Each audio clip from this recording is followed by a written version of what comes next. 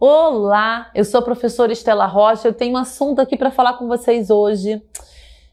Eu não vou dar spoiler agora não, eu vou chamar para a bancada a minha parceira para a gente poder dividir com vocês essa novidade aqui na área de educação, que é onde começou, mas na verdade atende toda a faculdade aqui dos cursos digitais da Gran Faculdade, que é a professora Carolina Cosme. Seja bem-vinda, Carol. Carol, eu sei que agora a gente está com um amorzinho, que é o nosso Clube da Leitura. Explorando novos mundos. Nossa, e que amor, sabe? Eu tenho falado disso para todo mundo, para todos. Para você ter uma ideia, Carol, a gente fez uma jornada pedagógica ao vivo, né, no mês de novembro, início de novembro, e os nossos estudantes estavam lá compartilhando o Clube do Livro, eu estou participando, eu quero o próximo. Olha, tinha um movimento nas redes, foi muito fofo. Carol, o que é o nosso Clube do Livro? Conta um pouquinho para quem está em casa assistindo. Bem, gente, o nosso novo grande amor é o Gran Clube da Leitura. Deu uma travada agora na língua aqui. O Gran Clube da Leitura, em que nós temos uma sistemática de organização de alguns encontros com os alunos que se inscreveram para participar conosco, uma dinâmica bem de clube do livro mesmo, como tu menciona, para que nós possamos juntos ler algumas obras que foram pré-selecionadas, né, com alguma intencionalidade vinculada a temáticas atuais, que perpassam as nossas discussões extra-classe ou mesmo de fundamentação de alguns aspectos diversos das nossas áreas, e em que nós temos esses encontros, então, para juntos lermos e discutirmos de maneira mediada pela tecnologia algumas obras que podem ser bem legais. Essas obras foram pré-selecionadas pensando que sejam obras de leitura fluida, que não sejam obras nessa primeira, né, edição do clube tão densas ainda, porque precisamos nos adaptar e convidar aqueles que não têm o hábito da leitura tão consolidado ainda para participar conosco.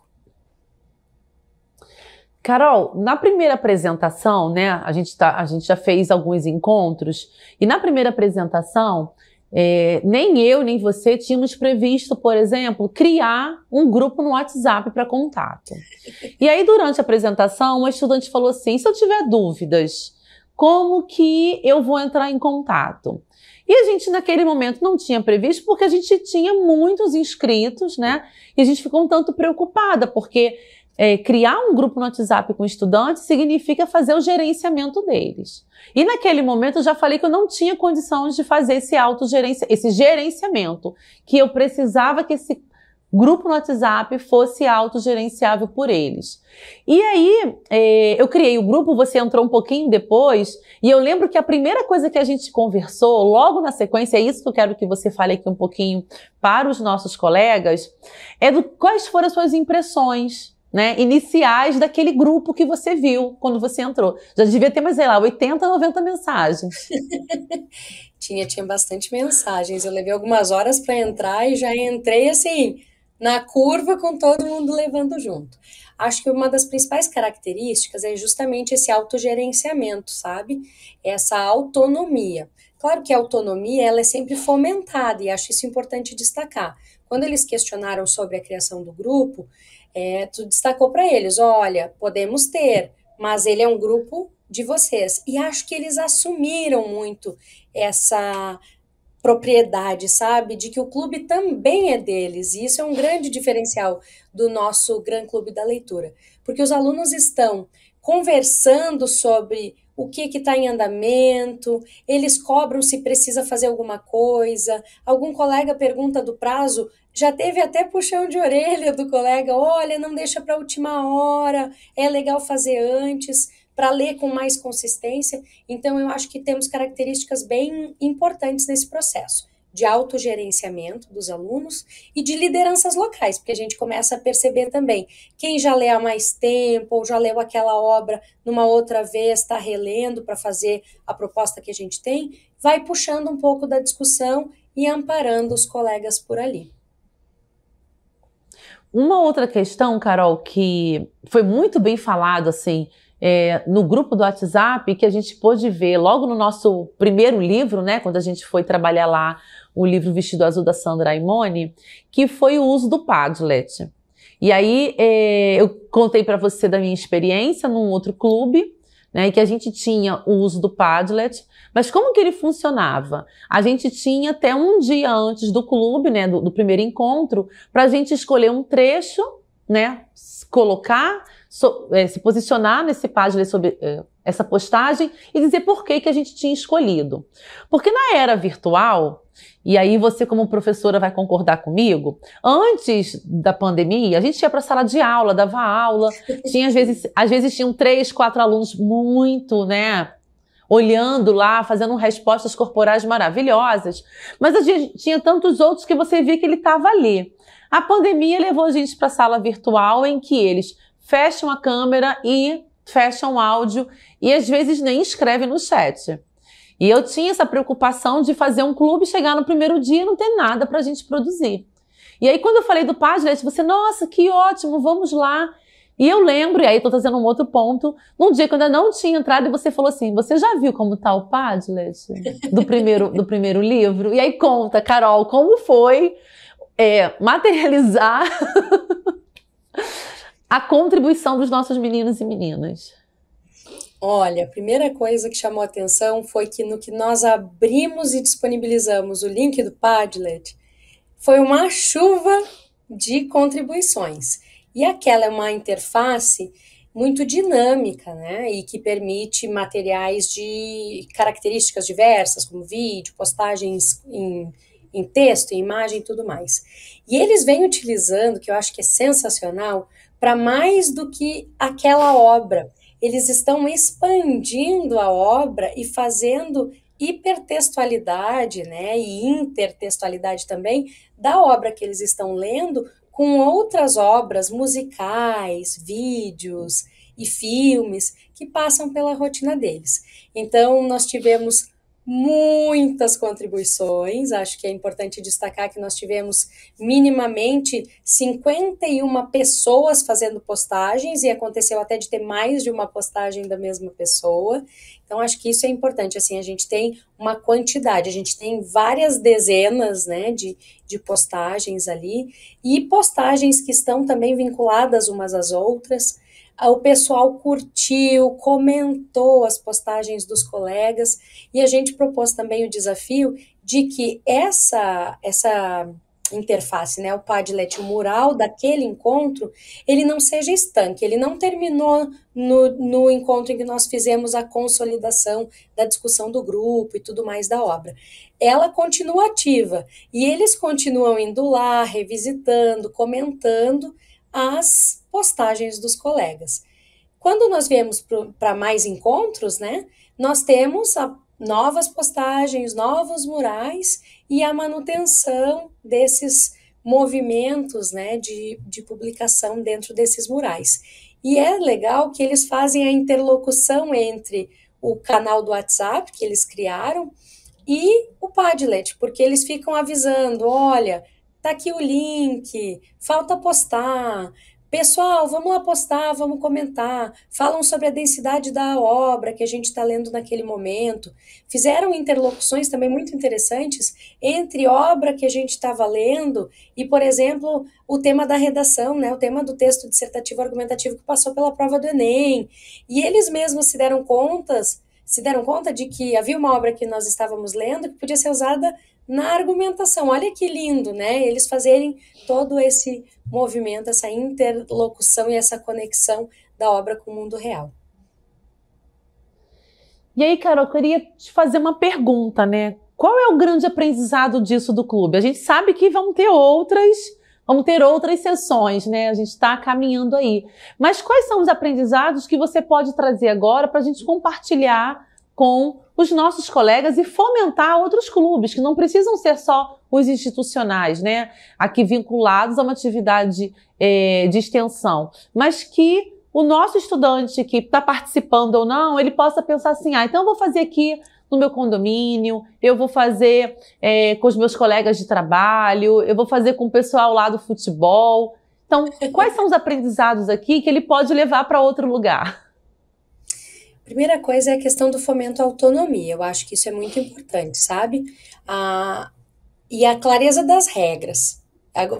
Tu falou no futebol, né? Futebol tem regra, todo mundo está sabendo a regra do jogo. E acho que um bom clube de leitura, ele tem isso, a clareza das regras de funcionamento daquela dinâmica desde o início. Então, o primeiro encontro, por exemplo, para nós, que foi esse momento de apresentar, clarear a regra, consolidar, é fundamental. E eu assino embaixo do fomento à autonomia, sabe? De que há um processo de liderança, é importante ter alguém que seja responsável pelo clube para que mantenha ele ativo. Mas mais do que isso, que essa responsabilidade ela seja compartilhada, para que a autonomia dos leitores seja fomentada e que esses leitores desse grupo percebam que a leitura é uma atividade prazerosa, quando compartilhada ela pode ser maravilhosa, porque a gente já viu nos nossos encontros virtuais com os nossos alunos que perspectivas diferentes agregam leituras diferentes algumas vezes e que dividir faz a leitura ficar muito mais divertida, sabe? Carol, aqui nessa reta final, que dicas extras você traz, não só para o Clube da Leitura, né, mas que a gente possa fomentar, na verdade nem fomentar, é ampliar, né, a leitura de modo mais geral. O que levou a gente a pensar primeiro no Clube da Leitura era de aproximar os estudantes. Mas mais do que isso, a gente tem acompanhado aí várias pesquisas que apontam que o Brasil tem deixado de ser um país leitor, né? E aí quando eu falo de leitura, eu não estou falando só de ler um texto, gente. Estou falando de ler, de interpretar, de compreender. São diferentes processos que estão, por exemplo, lá no Pacto da Alfabetização na Idade Certa.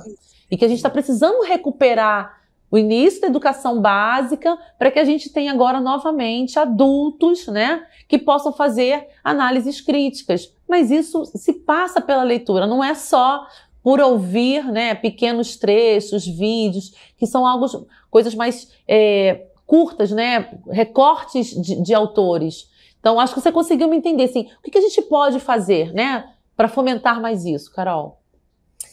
Olha, eu acho que os próprios clubes da leitura, ou clubes de livro, eles são uma forma de fomento.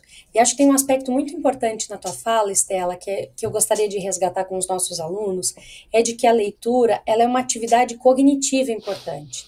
E que às vezes a gente tem dificuldade, e tá tudo bem ter dificuldade em ler alguma coisa, e que é importante retomar a leitura e persistir. Ela é uma atividade de persistência e de hábito.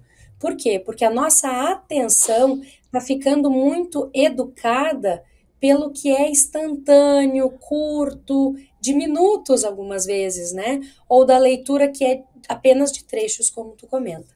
Então, eu acho que o maior recado é de que a leitura de textos mais longos, ela é importante e ela é um processo importante para que nós possamos também desenvolver outras competências e melhorar muitos aspectos da nossa vida. E que leitura fomenta a leitura, sabe? Se alguém me vê lendo, acaba também se inspirando. Quando tu fala das crianças, da educação básica, a gente passa também por isso. Quanto mais eu, adulto, leio e demonstro, né, a leitura, eu também tenho a perspectiva de acabar incentivando a leitura dos menores ou de outras pessoas que às vezes não têm o hábito de ler com quem eu convivo. Acho que a fala de uma das alunas, num dos nossos encontros, me chamou muito a atenção, sabe? E eu queria deixar essa aprendizagem de que passa por ela. Ela disse que não tinha o hábito de ler e que também não tinha o hábito de usar alguns dos recursos tecnológicos que a gente estava usando. Que ela estava se educando e ampliando o próprio repertório de mundo, sabe? De letramento que é passar pela leitura do livro. Nesse caso era um PDF, mas é um livro físico também, na sua característica de organização, e que ela estava passando pelo letramento digital. E olha como essas duas coisas podem conversar. Nossa, essa tua fala final aqui eu acho que é uma fala bem significativa, porque ela ainda elogiou o fato de a gente ter escolhido um livro infantil para começar o nosso clube, para que eles pudessem se familiarizar com as pequenas leituras e a gente chegar numa leitura maior, não é isso? Perfeito. E E aí até eu é quero importante destacar que eles até já estão perguntando pelas obras do clube da próxima edição, né? Precisamos já começar a organizar isso.